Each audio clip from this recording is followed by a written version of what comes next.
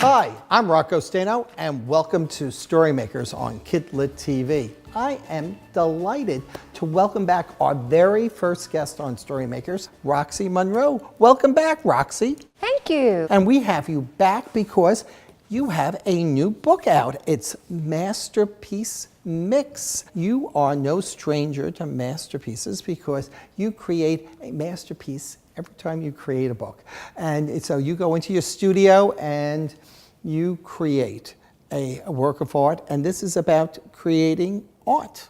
That's right, and it shows children where they can get their inspiration and how that how you kind of pull together ideas to get something. This book has been a long time coming, hasn't it? Yes. About 15 years ago, I got an idea for a book about an artist, and I did a dummy. And this is the dummy. And dummies, for you guys who don't know, is like a little baby book. It's kind of usually in black and white, kind of rough sketches, and you paste it together. I do it with glue and tape.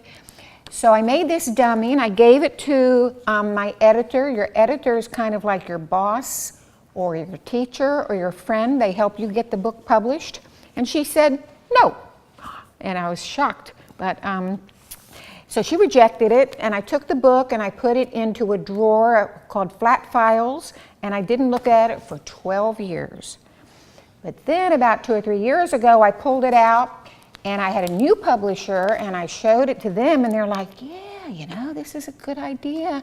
Could use a little help, which they helped with, and we started working on it. In Masterpiece Mix, you include portraits and landscapes and figures, animals. You had to select various masterpieces in art in those various categories. Yes, the idea of the book is that the artist, me, is walking to their studio and they want to do a painting. And you get to the studio, and you know how some of you might save pictures you like or posters. Well, the artist saved her favorite pictures in her studio of maybe portraits or landscapes from great galleries.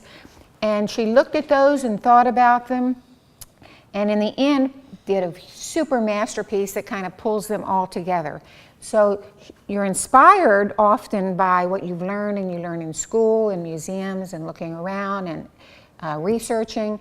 You're inspired by that, and then the thing is you want to take that and put it into your own voice, your own world, and that's what this artist does. So this is the original artwork.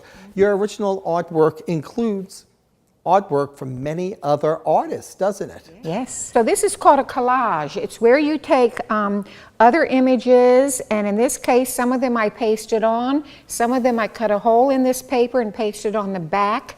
Each spread, which is 2 pages in the book, is dedicated to a different idea. So this is the portrait idea. These are portraits. People may know this portrait. That's the first president of the United States, George Washington, by a very famous portrait painter, Gilbert Stuart. Exactly. Right? Yes, and if people are visiting Washington, I think this is in the National Portrait Gallery in Washington, D.C. Actually, it's in the National Gallery of Art, but it's also probably, he did many versions of this. Oh, he did really? At least 4 different paintings of Washington. So there's probably also one in the National Portrait Gallery. Mm-hmm. Some of these are familiar to me. This one right down there is a self-portrait, isn't it? A self-portrait is when an artist looks in the mirror and paints themselves. Yes, and Van Gogh did 43. So this actually becomes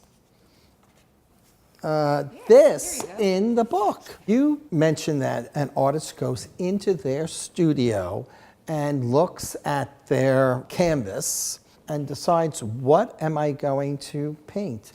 And in this book, there is an artist that says, what should I paint? It looks a little like Roxie right there. Same earrings. You brought the original artwork of the artist in their studio, right? This piece is right up here. Then all these are the other pieces in the book with all the, what you would call references. So this would be the portrait area. This is the landscapes are here, sports are here, animals are here. All the things that the artist has been studying over the past years, and in this case, all day long. Are you telling me, Roxie, that every painting that's in the book I can find in this spread? Yes. So I had to print on very good paper, very high quality print, little teeny weeny paintings of all of them. I actually had to cut it out, and I had to use tweezers to paste on the little teeny ones. Sometimes I cut a hole in the back so you can see possibly that these are pasted underneath.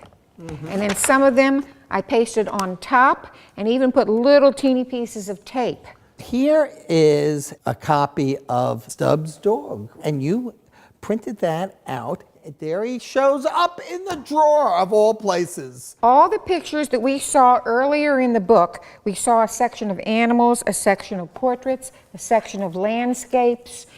All of them are shown when you pull back and you see the whole studio. You realize that they've all been influences for this artist that she's been looking at all day, and they show up in this big picture. This spread is very special to me because when I was trying to think of what to do, including making this book, I thought, well, what did my father tell me? Because I've never forgotten it, and he really did say this. He told his children to do what they really love, and I did.